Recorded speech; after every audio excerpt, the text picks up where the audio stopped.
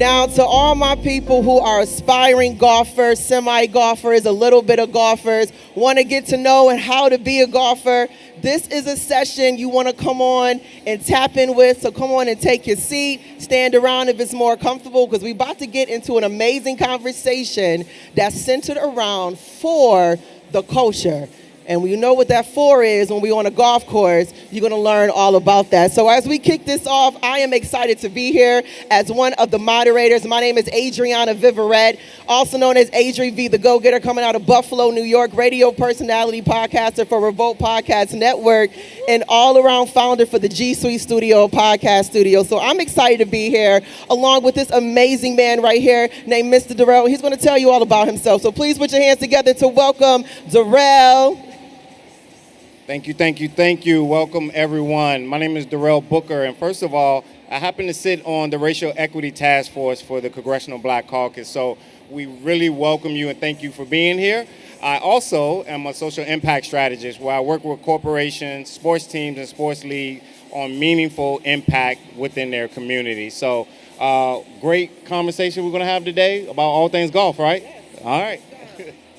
All right, so I told you what the conversation was going to be about, but I'm going to give you a little bit more detail. And thank you again for joining us for the Culture Golf Panel here at the Table series. Now, this panel brings together influential voices spanning celebrity golf ambassadors, athletes, coaches, innovators, and cultural trailblazers to share their personal journeys and the pivotal role golf has played in their success. And I know for a fact it's playing in mine. From mastering the game to mastering the art of connection, panelists will explore the unique benefits of learning golf, using it as a strategic networking tool, breaking barriers to create more inclusive, equitable spaces both on and off the course.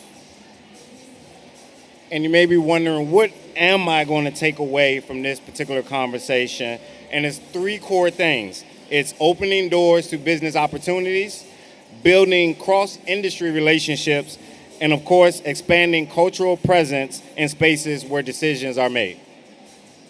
Absolutely. So this particular conversation wouldn't be possible without the organization called Beau Music and Arts, where I get a chance to sit on the board. But I've had a chance to be able to meet this man and learn the man who actually put this all together. So this panel was curated by Beau. Beau is a culture and lifestyle brand which stands on the pillars of diversity to build bridges in a community through arts and culture for over a decade. Beau achieves its mission by being culturally activated and community engaged. And the gentleman who initiated this, who is the founder and the chairman, renowned business, first 40 under 40 honoree, Urban League emerging leader, distinguished alumni, Wall of Famer, and amongst anything, he is my friend and truly somebody I'm excited to be working with and working for, because he make me do a lot of things like this today. And so without further ado, as I introduce to some and present to others, please welcome my guy, Mr. Lindsey L. Taylor.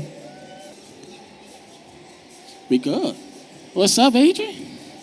So I'm excited because I get a chance to do a quick chat with my guy, Lindsey. And as I shared, I had a chance to start learning him and working with him since we were in college. And being someone who creates a particular placemaking and opportunity is truly what he's all about. So I told you this conversation and this panel is brought to you by Beau. So Lindsey, can you please explain to our wonderful family here what Beau is? Yeah, so we're going to get right into it. So you're probably wondering, what is Beau, right? You don't know how to say it. It looks crazy how you say it, right?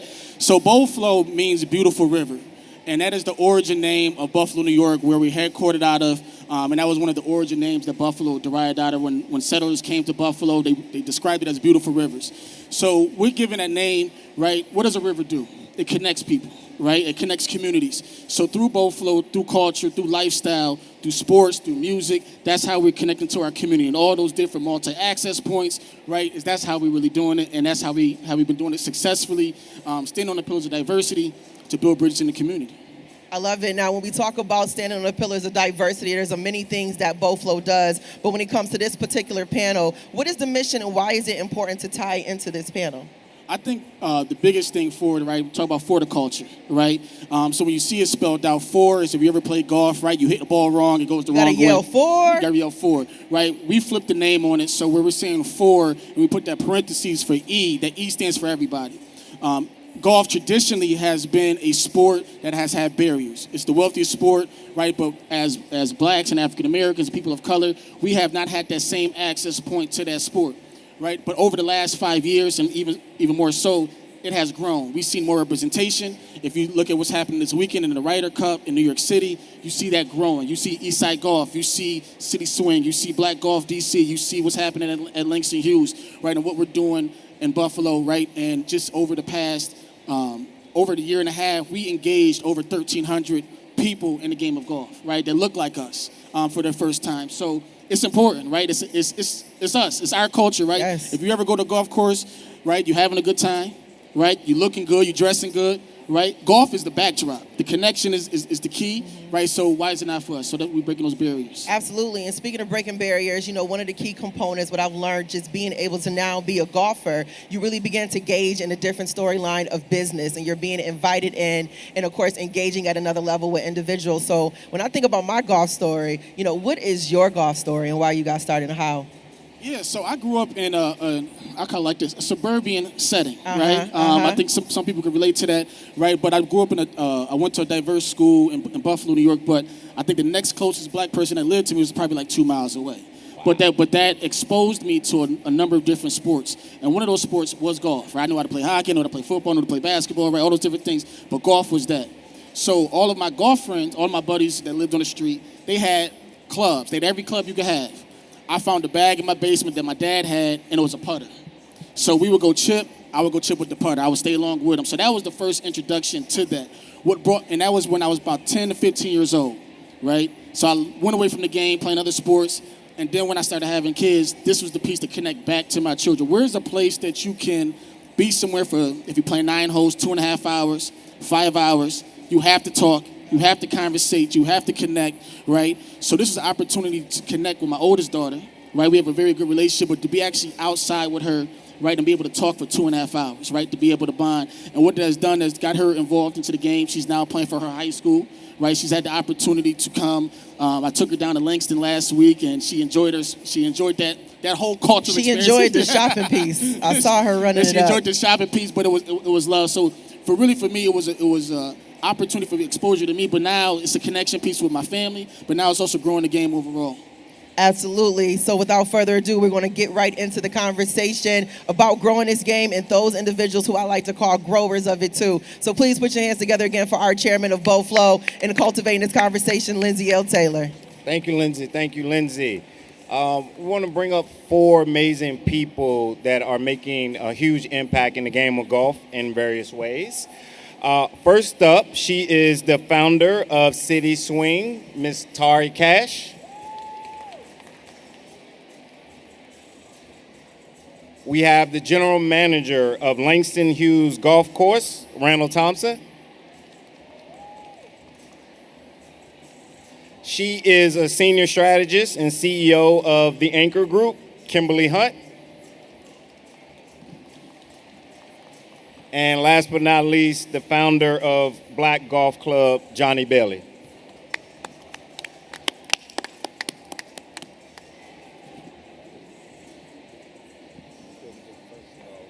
All right, we have these amazing panelists who took some time out to come and talk to us about the amazing game of golf and where they stand with it. So this is a question for each of you. We're going to limit it to just 1 minute apiece. I know you got some amazing stories to tell. So how did you first get involved in golf, and what keeps you connected to this day? So I'll start with you, Ms. Cash.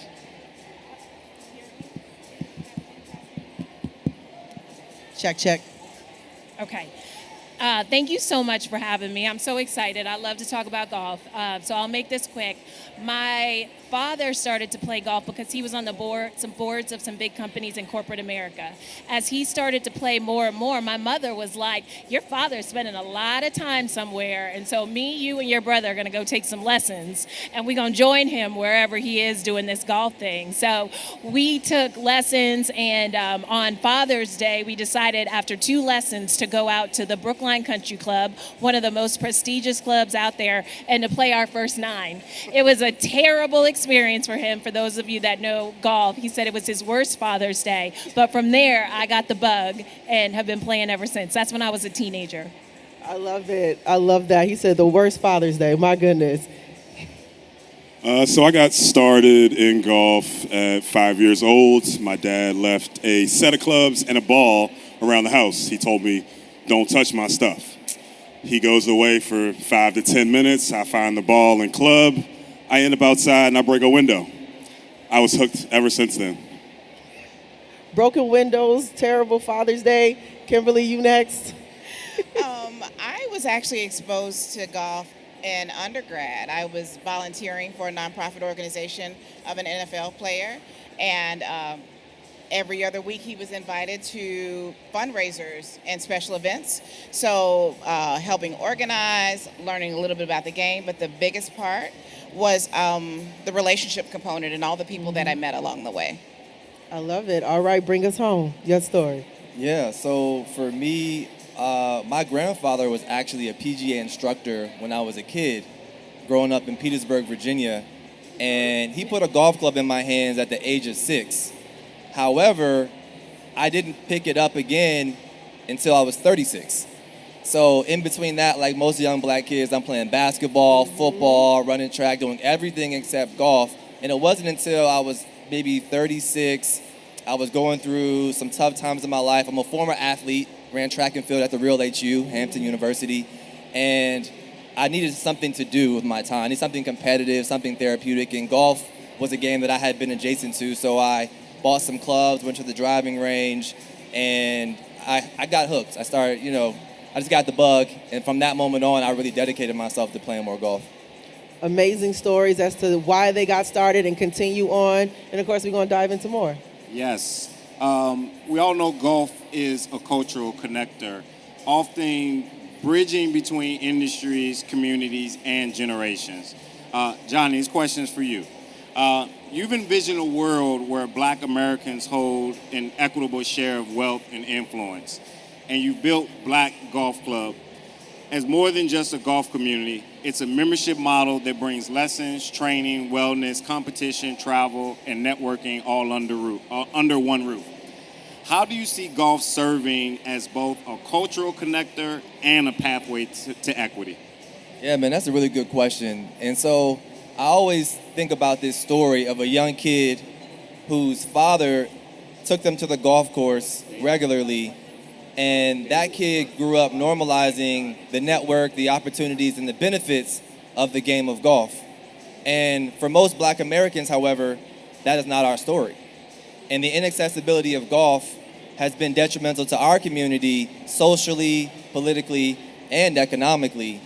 And the game of golf really has a synergistic element that it kind of levels the field of status. When you step on the golf course, it doesn't matter if you're the president of the United States or you're the janitor. If you can swing that club and hit the ball, people will respect you. People will, engage with you. And so we all know the old trope that, deals happen on the golf course and, certain people should have access to golf and certain people shouldn't.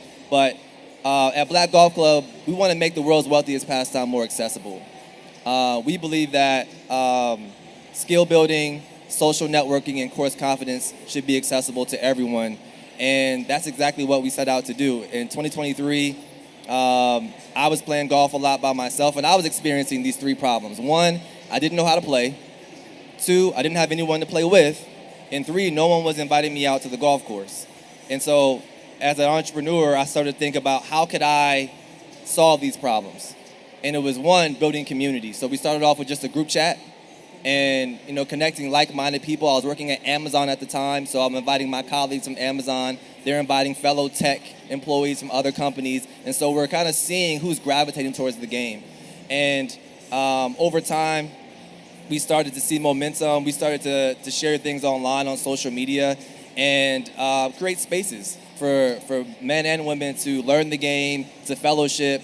And we're seeing connections that have been made. We're seeing partnerships that are done. We're also ourselves intentionally selecting partners who are Black-owned businesses, Black-owned business owners to be our vendors, to be our suppliers. And I think that has created an ecosystem of just economic success for us. You're actually getting into my second question. Of course, you was getting access to the game of golf, but you're actually giving access to those tables where decisions are making. You talked about bringing, black vendors in and businesses.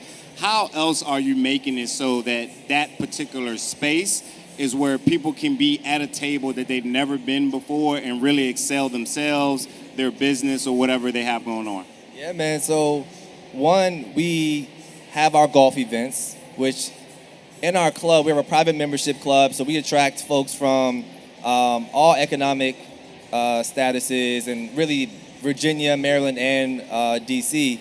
But we have some VP levels, we have some CEO level people, and they're coming out to play golf. And everyone's entering the game kind of as a newbie or an intermediate golfer that wants to learn. And so not only are we meeting on the golf course and these connections are being made, and we see in our group chat, we have a private group chat that we see connections being made amongst folks that never would have met each other. And they're spending time outside of golf doing things, celebrating birthdays and talking about work opportunities. And we also have networking events. So we actually are very intentional about just meeting up in social spaces where we can connect and learn more about what each of us do professionally and socially, so that we can try to drive and really encourage economic success for all of our members. Love it. I love it. So you hit so many key points when we talk about our next topic, which is business beyond the green. So golf as a networking tool and professional growth space. We got the stories of deals, collaborations, and partnerships that sparked on the course. Now, this one is for you, Tari.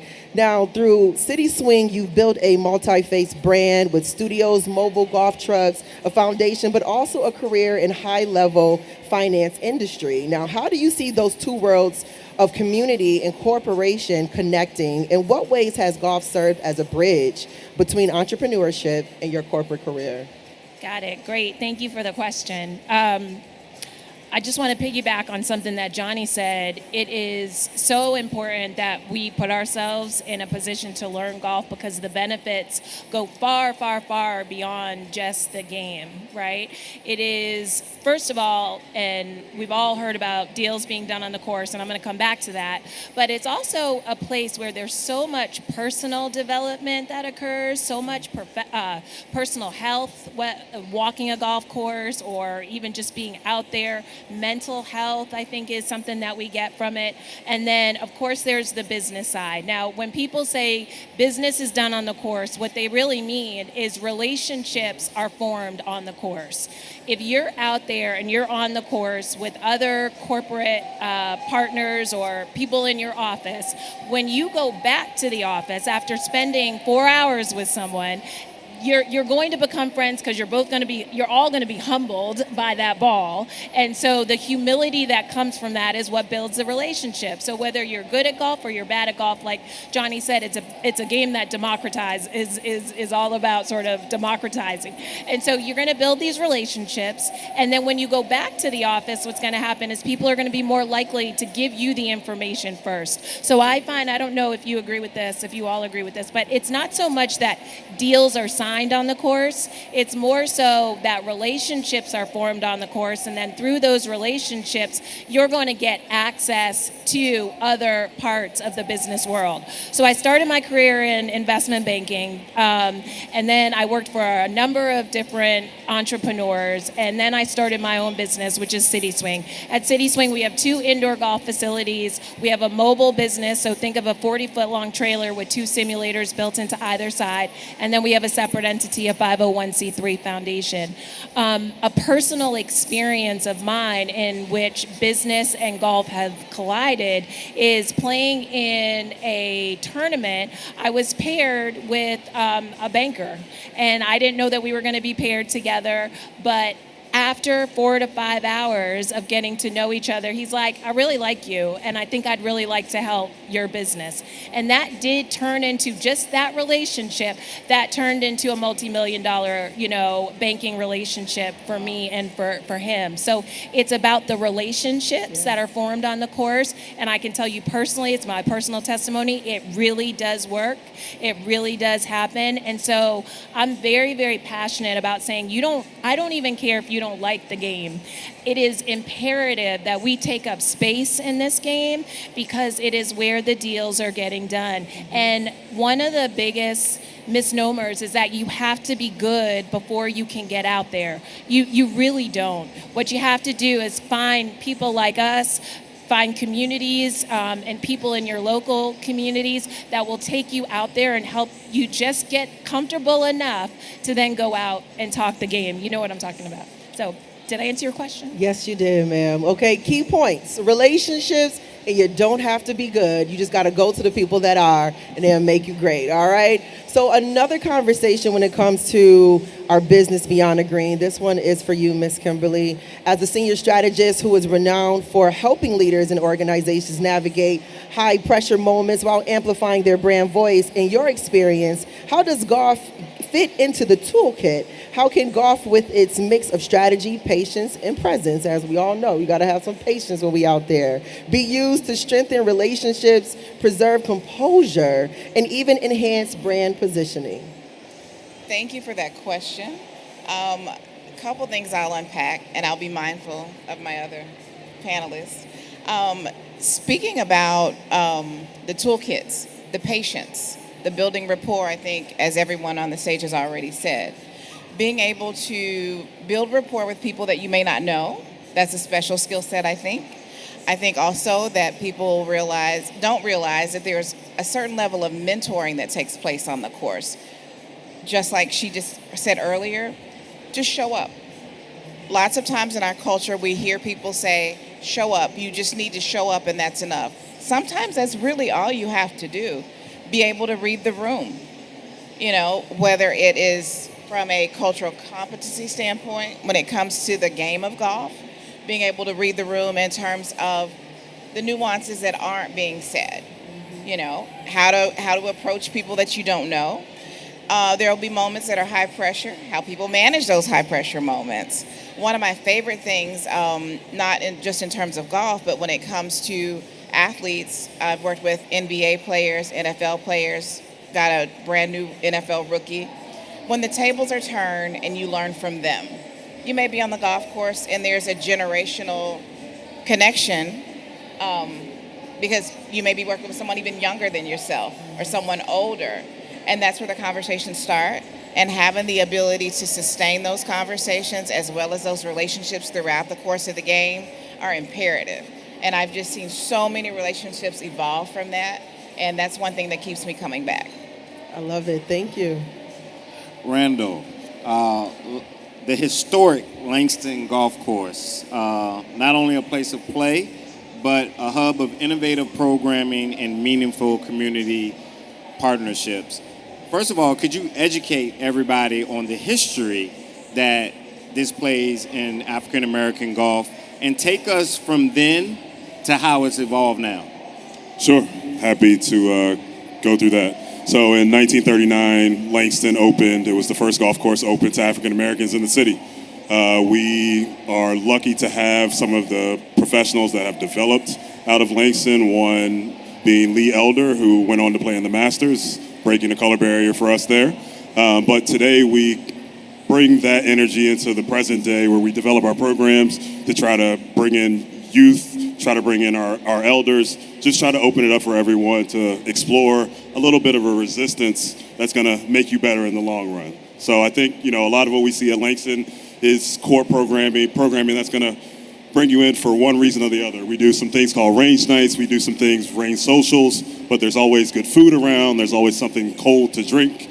And that can be the spur that gets you into the game. So using that formula and just capitalizing on what people enjoy, what the culture enjoys, and they may not know about golf, but bringing that in to their first experience. Really making it an inclusive space where people want to come. Talk to a little bit more about those programs, specifically what type of programs, and walk us through maybe someone's kind of evolution when they're first coming. Like we said, they're intimidated, they think they're not supposed to be there. What does that look like? Is it a story that comes to mind of anybody? Sure. So like I said before, how I got started in golf, I got a ball and went outside without my dad's permission and broke a window. And sometimes you just have to get out there and do something. But, starting that process, I operated the busiest golf school in the country, and not knowing how to get there was a lot of thoughtful moments where, how can I get Tari into the room? How can I get Johnny into the room? And a lot of that building was just kind of organic. It was conversations. It was creating the relationships that brought us into the room. But just to expand on the relationships, we had to put action. We had to put feet to ground. We had to start seeing Black Golf Club DC. We had to see Gold Links show up and show out for what we are trying to expand upon. So I think we've got a pretty special time in golf right now. We're seeing all kinds of faces, all kinds of ages into the game for various reasons. Golf is a game that has $250 billion in the ecosystem. So there's a lot of opportunity for myself, for others, to capitalize on what's out there, to grab something for themselves. Can I say something real? He's Absolutely. being so humble. I feel like he is. He's being so humble. I can't tell you all what it means to have a Black GM Yes. of a historic Black golf course, because as much as we want to say, just come play, just come on into the industry, it's really not for us yet. Right, we're there more. It is more accessible than ever, but we got to have a place to play. And what Randall is doing here in the DC area is opening up the doors and making sure that Johnny is in his community, that my foundation, that we have a place to play. So just thank you, and you are making a huge difference. 100%. We got to give Randall his flowers. Come on and clap it up for Randall. Yeah, clap it up for Randall, for real. And one more really practical question, because there's some people out there that's like, okay, I have some place that I can go. What does it take for me to get there? Like, what's the cost? What am I spending? What do I need? How can I, what do I need to show up as? Sure. So a lot of the programming we try to create, we stress affordability and accessibility. We do programs that are free. We do a free lesson Friday. But generally speaking, I always tell people, avoid buying clubs, avoid buying new sets of clubs. Go get one. Go to a driving range. A bucket of balls costs $5, $8. So that's a little bit more friendly way to get involved in the game, as opposed to $3,500, $2,000 to buy new clubs and then try to figure out what it is that you're trying to do. I love it. I think we all just noticed we had somebody else just join us. Ladies and gentlemen, this is Mr. David Leeks. He is the partner and street execs manager and founding member of the Gold Links Golf Club. Can we give David a round of applause? Put your hands together for him, please. Yes. Thank you. Flight was delayed from Atlanta, so I'm glad to be here. I appreciate everybody. No, thank you, David. Speaking on that and Atlanta, you've built a career in the entertainment world, working with artists like 2 Chainz and Key Glock, while also being a founding member of the Gold Links Golf Club, a space where former and current athletes and innovators are engaging within the game. In your view, how does golf uniquely bridge the world of sports and entertainment? Perfect. So, quick story, and I'll make it kind of fast. But initially, how we the idea of Gold Links kind of came about was the Tour Championship is in Atlanta, and they wanted 2 Chainz to be a part of the Tour Championship because golf wanted to figure out ways that they could merge the culture of what Atlanta had going on with the music and entertainment industry into golf, right? But a lot of times with a lot of corporations, they don't know how to truly market to us as the way we want to market to. And they think that just putting a face in front of somebody is just that we're going to just be a part of it, right? So it's like, if you had let's just say a crazy hood rapper and if there's somebody that's a young professional, you can't just sell them on anything, right? Gandhi said it best, in order to lead the people, you must live amongst the people that you're representing. So all the deliverables in the agreement, 2 Chainz is not a golfer. He doesn't play like that. So it was like great money, but it didn't make sense for us. So we kind of declined, but it was an artist that actually took the money, right? And when the promotion and things like that came out, of course, T in the green, driver in hand, talk about growing the game and all this kind of stuff. So for me, it was a light bulb went off. It was like, oh, y'all want us in the space. Y'all just don't know how to do it authentically, right? And a lot of times with having athletes and entertainers, we kind of get put into a box that we can everybody wants to live vicariously through us. Especially, as I'm sure y'all have experienced, is that when you're just a young professional, a man or woman of color, a lot of times I don't think that golf has had the best opportunity to, or they feel uncomfortable of us having joy and pride in their solace, in their place of peace, right? And so like we have to kind of put our head down and things like that. But when you're an athlete entertainer, because they can understand why you're here, right? Then you get to move around a certain different way, right? So it's like, well, let's just figure out a way that we can use our talents, our resources, pull it together, and give what the culture and black people want to experience and see the best of the game, right? So if you just want to be out there for recreation, you can do that. But if you want to understand business and to get what golf can offer you from a financial benefit, then let's try to figure out how we can kind of break down those barriers and using our resources to break down those barriers to let everybody have a good time and have fun with it. Because like I said, a lot of times it's just interesting that we can't show up to the golf course like ourselves right now.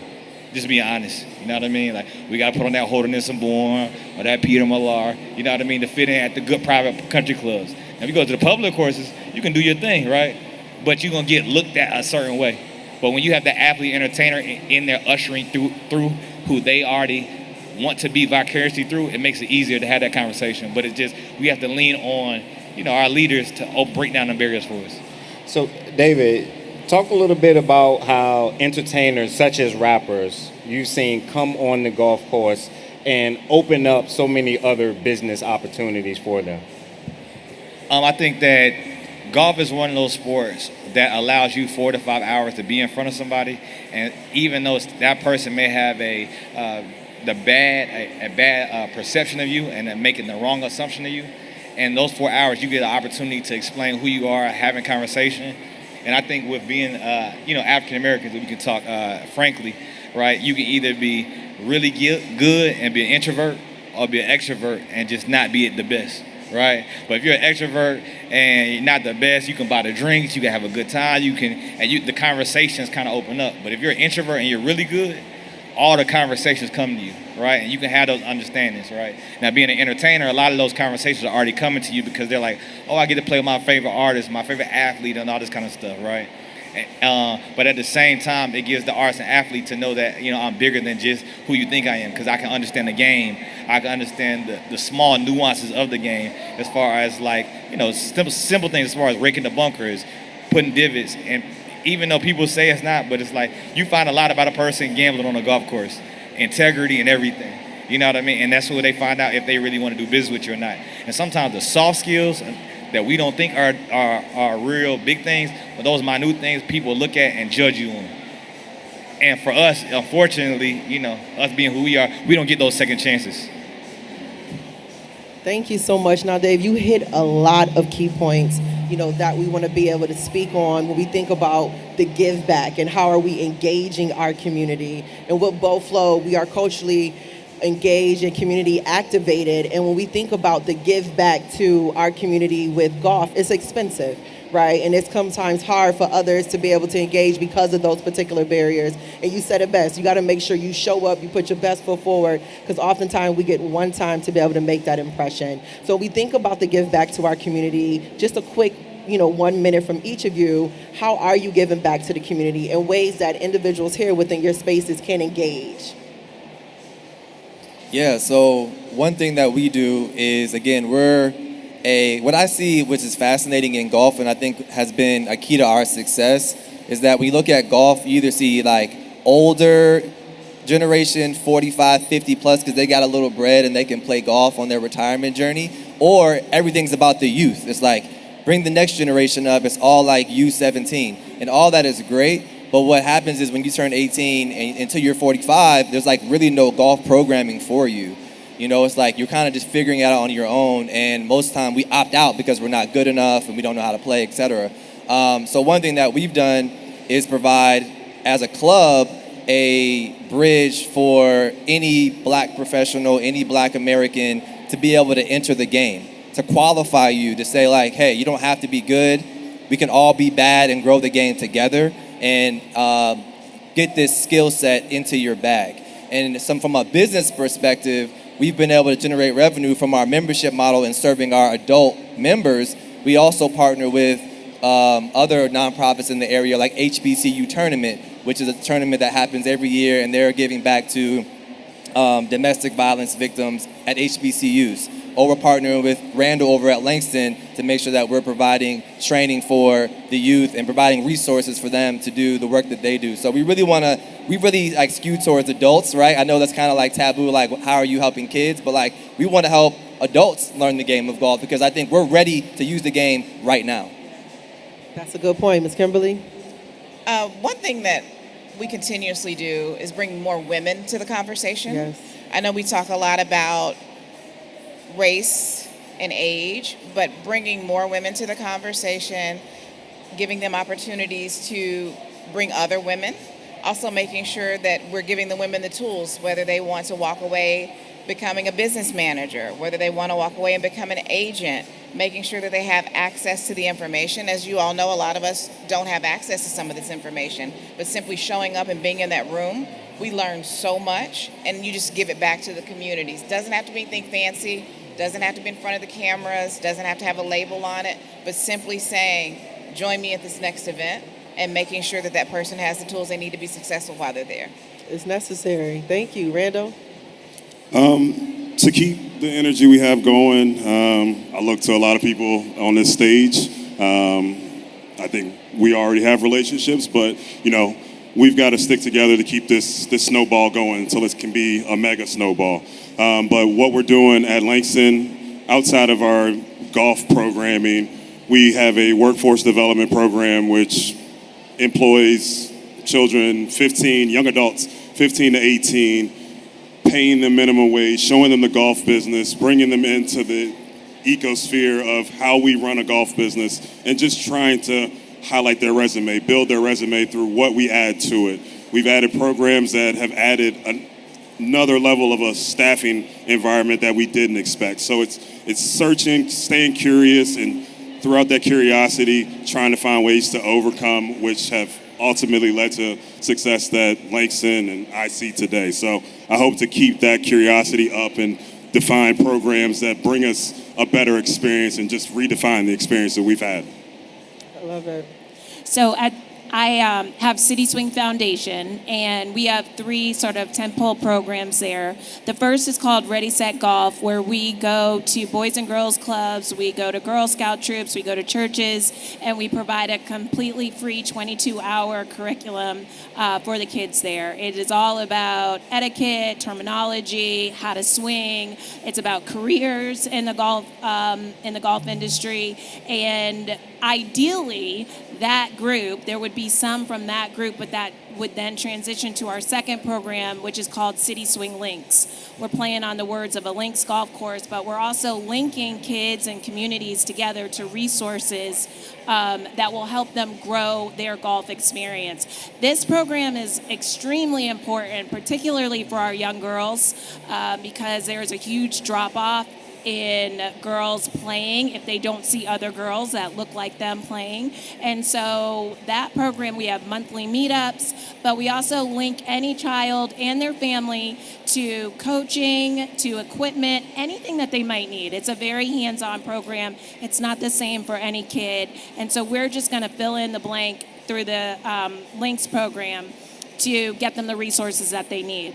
The third of our 3 programs is called it's named after my dad, and I'm stumbling. It's the James Cash Jr. Invitational, and it is a golf tournament for kids that have played in less than 5 tournaments. Because as you know, in order to have the confidence as a kid to say, I want to go try out for my high school golf team, we need to hold their hands to get started. As adults, we need to hold our hands to get started. So for kids, we need to do the same thing. So we send the kids out with mentors on the course. They're able to ask questions about the rules.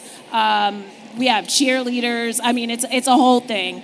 And that is how we see ourselves giving back and trying to transition kids from first exposure to community to actually playing. I love it. Exposure, community, and play. Dave? So we kind of focus more so on the recreational golfer, not the guys who've been playing since they were 4 years old and actually been exposed. We kind of focus on people who've picked up the game later on in life. So, after they left college or they kind of see various things. So we created this thing called the Golden Tour. And basically what we do is we rent out semi-private country clubs and private country clubs and we give them the whole golf experience for free. So they can come out, have a good time, because we want to kind of eliminate the barriers, right? Because that's number one. Like, if I can't see what I want to become or see what's dope, I'd never do it, right? So that's for us. It's like, well, just come out here, be on this nice course. And then a lot of times, some of our friends, right, that, you know, may have money or may have money, they don't have access. They don't know what to wear. They don't know the clothes and all that kind of stuff. So we'd invite them out with us, right? You know, we'd be looking crazy, the pro and all that kind of stuff. Be like, yo, what do y'all got going on? So instead of all that, man, we just go rent the course out. You can come have a good time, have fun. So we do 10 of those a year. We do it in different cities.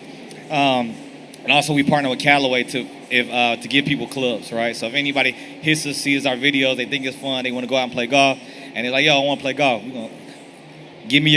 We're going to buy you clubs, we're going to give them to you. And if you got old clubs, give us your old clubs and we'll give you some new clubs. So we can get those old clubs to the new people who want to start playing golf and kind of get out there and just enjoy it. So our thing is more so the lifestyle and the fun, right, of golf. Not necessarily on the actual, like, the fundamentals, because we were self-taught. We were looking at YouTube to figure out how to play. So we just out there having a good time and just being ourselves. So that's what we kind of show authentically. And so that's what kind of we focus on. And then we have the HBCU tour that we do. And like I said, we've created this thing about a give back. So a lot of our HBCUs, I went to one as well, and a lot of my partners went to HBCUs. It's like, all right, endowment rate is low, right? And at golf, right, it's golf is one of those sports that let you know your network is your net worth, right? So the reason why a lot of people who go to Morehouse and Spelman or Howard or whatever don't give back to institutions, because they feel like the institution didn't give them nothing when they was there, right? It was like, man, I had to go in circles to go get funding. I had to go sit in the dean's office to get money. So instead of, let's remove all those barriers, right? We're going to provide everything, take you to the nicest course to be on that. So now we're going to charge you with saying, now, instead of you would have never played this course without us being here, now take that money and give it back to your institution, right? So that is kind of our little charge that we're giving to HBCUs to kind of give back. So we started at Morehouse, third year, and then we got Design Essentials. Thank you for Design Essentials coming a part of it. In 2026, we're going to take it to the 10 other HBCUs. Nice. But it's for recreational golfers, though. I love it. One more time, please put your hands together for our panel. And at this moment, if there's any questions that you may have for our panelists, we are open to that.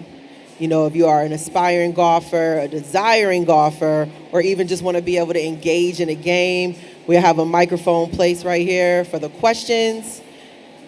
And again, no question is a silly question. Remember, you could be a bad golfer and come out here with those who are good golfers and learn.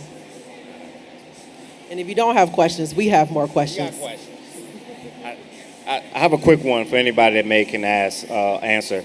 David said a couple words: recreation, lifestyle, and if we also think about that stat, you said between 18 and 40, that's kind of that spot that we miss some people. To me, that kind of screams there's not that cultural connection. And as someone kind of on the outside looking in, when I see brands like Eastside Golf, they seem to be making that cultural connection to draw people in. Are there any other brands, companies, or anything out there that we should be really supporting and paying attention to that's really helping to make that bridge?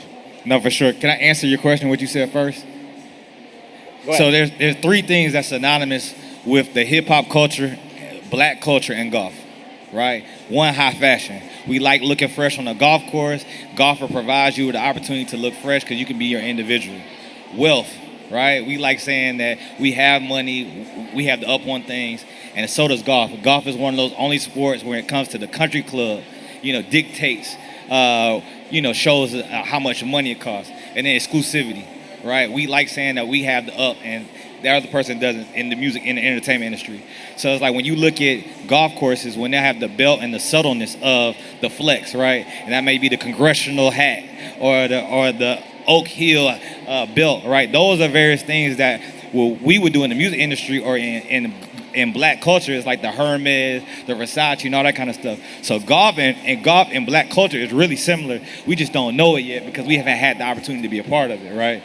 So I would say yes, elbow golf is a good one. Black ball golf is definitely a good one that we've seen out of Atlanta that actually resonate with the culture. But I'm sure there's a lot of other ones that I'm not mentioning that do that thing. Trail golf is another one, but what do you guys think? Definitely CitySwing. They're doing really great work here in DC.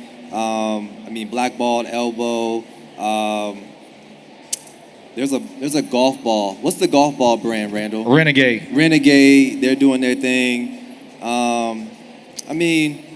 There's a lot of opportunity. There's not enough brands that are household names. Eastside Golf really is the front runner, and they're really transcending the barrier or the color barrier of golf, where their brand's being accepted at tournaments and Ryder Cup, and they're doing collaborations with Nike, and so they're making this logo of a black man swinging a golf club with a gold chain on his neck, and they're making it, accepted, and everyone's wearing it, right? And I think that's symbolic in how the game is trending and how there's so much opportunity for everyone on this stage to really kind of take their game to the next level. I love it. One more time, please put your hands together for our amazing panelists, David Leeks, Tari Cash, Randall Thompson, Kimberly Hunt, and Johnny Bailey. Thank you so much for showing up and being able to share with us about your golfing journey. And one thing I learned as a golfer, that golf is just like the game of life. It is the game of life. You got to play the ball where it lies. No matter how good or great you are, you can show up and have a great game, and you can show up and having a terrible game. But at the end of the day, you got to keep swinging and hit that ball, and hopefully you will get it in. So again, thank you so much for coming to For the Culture. We appreciate each and every one of you. And of course, make sure you follow Beau Flow Music and Art. Shout out, of course, to the one and only Mr. Darrell for being a co-moderator. I'm Adriana Viverette, also known as Adri V, and thank you, each of you, again, for being here for the Culture. Thank you.